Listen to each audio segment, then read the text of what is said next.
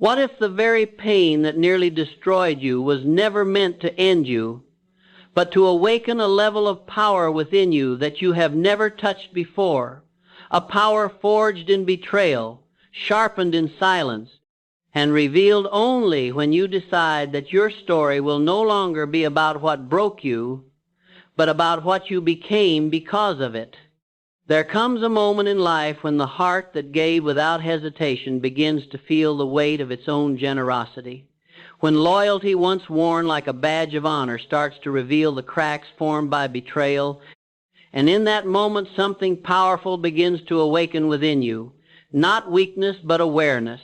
Not defeat, but transformation. Because giving everything to someone who could not value it does not diminish your worth. It exposes their inability to rise to your level. You begin to see that loyalty is not meant to be blind sacrifice. It is meant to be a conscious investment placed where it can grow, and when it is poured into the wrong soil, the loss is not yours alone. It is a lesson written in experience, teaching you the difference between attachment and alignment, between giving from strength and giving from the fear of losing someone who never truly honored your presence. The awakening does not arrive gently. It often comes with discomfort, with the realization that you tolerated less than you deserved, that you ignored signs in the name of love, that you gave chances when boundaries were needed. But this realization is not here to shame you. It is here to sharpen you, to elevate your standards, and to reconnect you with your own value. In this awakening, you reclaim something that was never truly lost but merely forgotten. Your sense of self, your power to choose, your right to receive the same depth you so freely gave, and you begin to understand that betrayal is not the end of your story. It is the turning point where you stop pouring into emptiness and start building within yourself. You realize that the energy you once invested outward without return can now be redirected inward into your growth, your purpose, your vision. And as you do this, something remarkable happens. The pain that once felt like a burden begins to transform into fuel. The disappointment becomes clarity, and the heartbreak becomes a foundation for stronger decisions. This is where strength is forged, not in avoiding pain, but in rising above it with greater wisdom, where you no longer seek validation from those who failed to appreciate you, but instead become anchored in your own self-respect. And from this place you attract different experiences, healthier connections, and a deeper sense of fulfillment. The awakening after giving everything is not about closing your heart.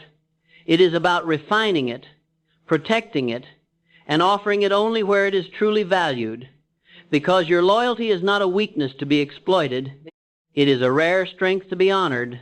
And once you recognize this, you no longer chase what diminishes you. You align with what elevates you. You no longer beg for reciprocity. You embody it. And in doing so, you step into a version of yourself that is wiser, stronger, and unshakably aware that your value was never determined by how someone treated you, but by how powerfully you choose to rise after the betrayal unfolds. There is a quiet kind of breaking that does not announce itself to the world, a silent collapse that happens within the soul when a pure heart gives endlessly and is met with indifference, when kindness is mistaken for weakness and devotion is treated as something ordinary. And in that unseen moment a shift begins, not loud, not dramatic, but deeply transformative, because the heart that once poured without measure starts to recognize the cost of being taken for granted. At first, the signs are subtle, a growing heaviness where there was once lightness, a questioning of self where there was once certainty.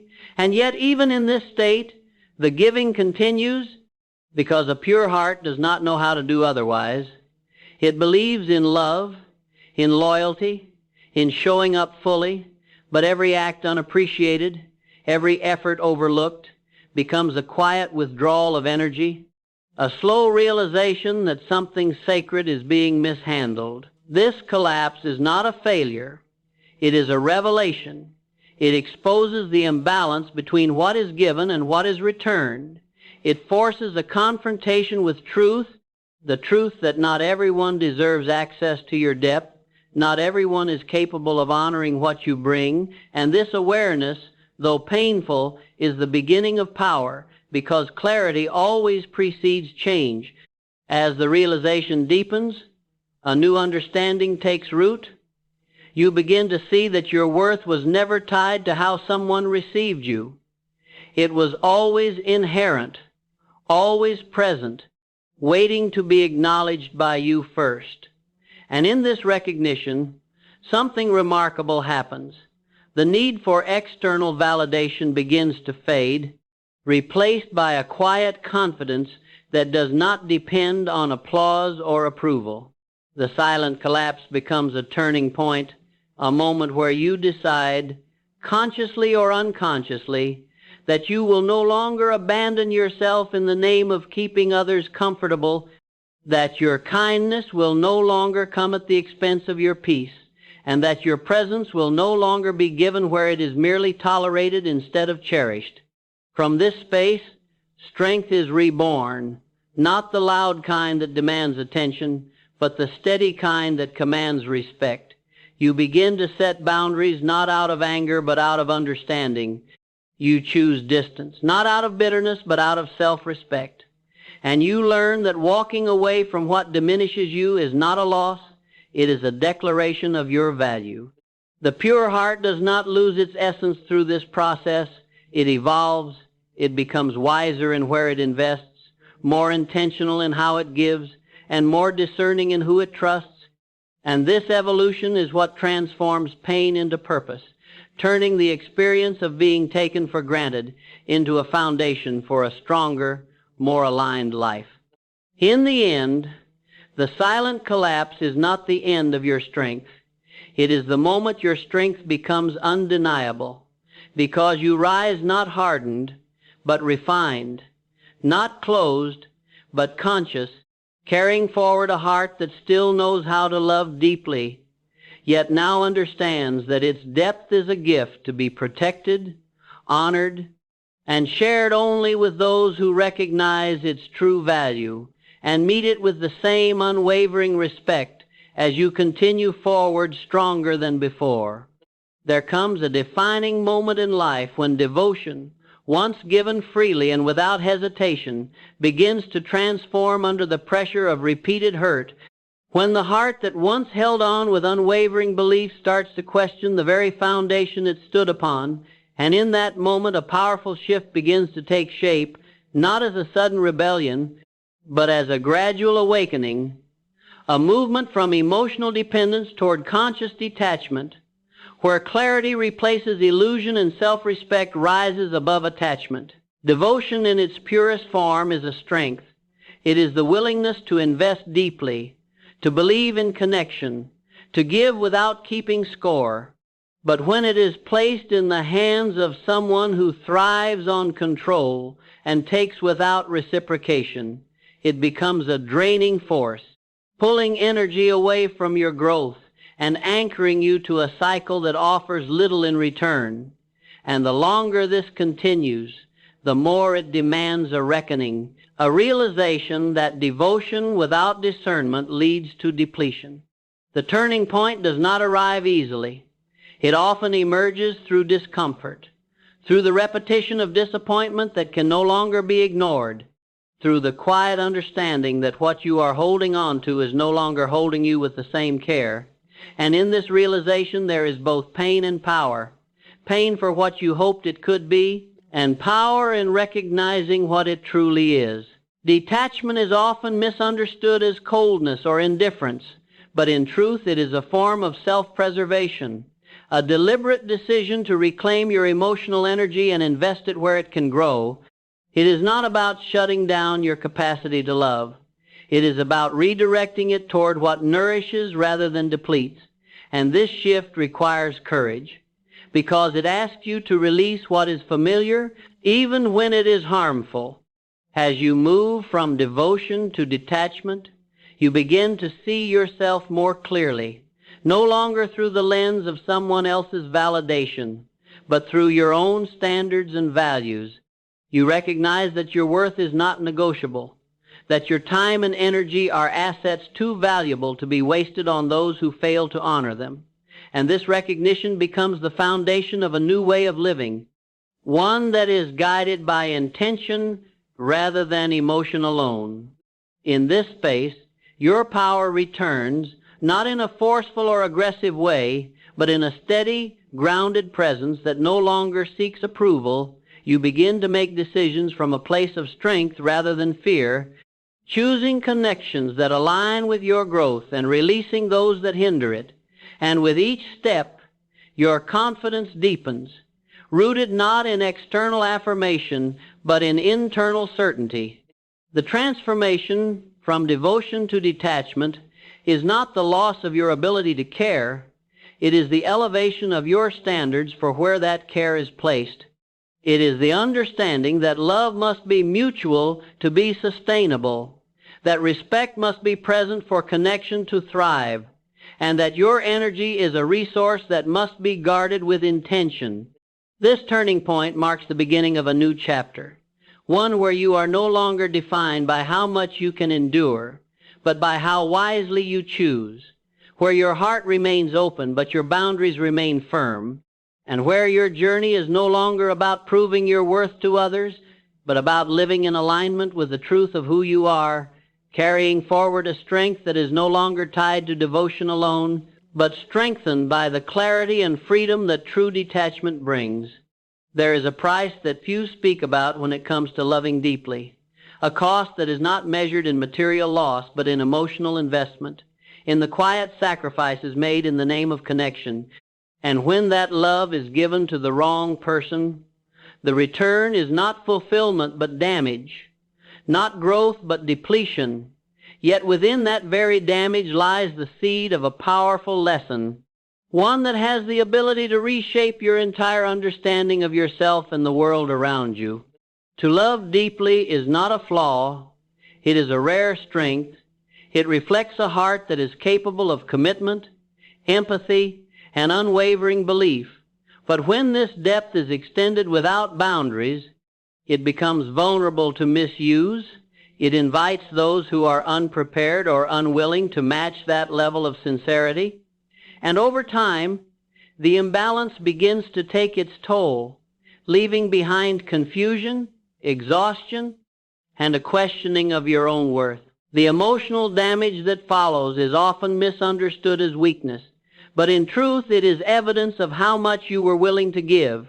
It is a reflection of your capacity, not your deficiency, and when viewed through the lens of growth, it becomes clear that every moment of pain carries with it a lesson waiting to be claimed, a lesson about discernment, about self-respect, and about the necessity of balance in all meaningful connections.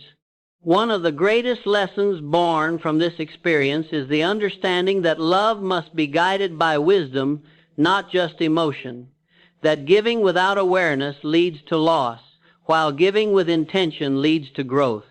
And this realization marks the beginning of a shift, a movement from unconscious patterns to deliberate choices, where you no longer allow your heart to lead you into situations that diminish your value. As these lessons take root, a transformation begins to unfold.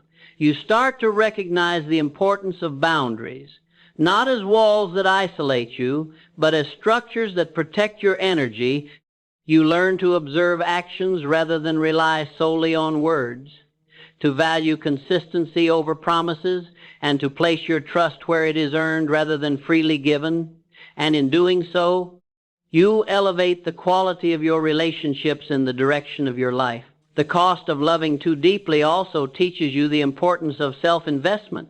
It reminds you that the energy you pour into others must also be directed toward your own growth, your own purpose, your own well-being. Because when you become the source of your own fulfillment, you are no longer dependent on others to complete you. You become whole within yourself, capable of giving without losing and loving without breaking. This journey is not about closing your heart or becoming guarded to the point of isolation. It is about refinement, about evolving your understanding of love so that it serves both you and those you choose to share it with. It is about recognizing that your depth is a gift that must be respected not only by others, but by you as well. In the end, the lessons born from emotional damage are not meant to harden you. They are meant to strengthen you, to guide you toward a life where your love is both powerful and protected, where your connections are built on mutual respect and genuine care, and where your past experiences become the foundation for wiser decisions, leading you forward with a clarity that ensures your heart remains open, yet no longer vulnerable to the same kind of loss as you continue to rise with greater awareness and purpose. There are moments in life when everything you believed in seems to crumble, when trust is shattered and the emotional ground beneath you feels unstable. And in the aftermath of such ruin, it is easy to believe that something within you has been permanently broken. Yet hidden within that very destruction is the beginning of a transformation so powerful that it can redefine the course of your entire life. Pain, when left unexamined, can weigh heavily on the spirit, but when confronted with courage and intention, it becomes a source of insight, a force that reveals truths you may have once overlooked. And in the experience of narcissistic abuse, those truths often arrive with clarity, showing you where you gave too much, where you ignored your instincts, and where you allowed your value to be diminished, not as a means of self-blame, but as a pathway to self-mastery. The shift from ruin to power begins the moment you decide that your story will not end in suffering, that what happened to you will not define you, but will instead refine you, and this decision, though it may seem small at first, carries within it the seed of resilience, the determination to rebuild not just what was lost, but something stronger, something rooted in awareness and self-respect. As you move through this process, you begin to reclaim the energy that was once given away. You redirect it toward your own growth, your own vision, your own purpose, and with each step, you rediscover parts of yourself that may have been overshadowed. Your confidence begins to return, not as a fragile emotion dependent on others, but as a steady force grounded in your own understanding of who you are and what you deserve. Power, in this sense, is not about control over others.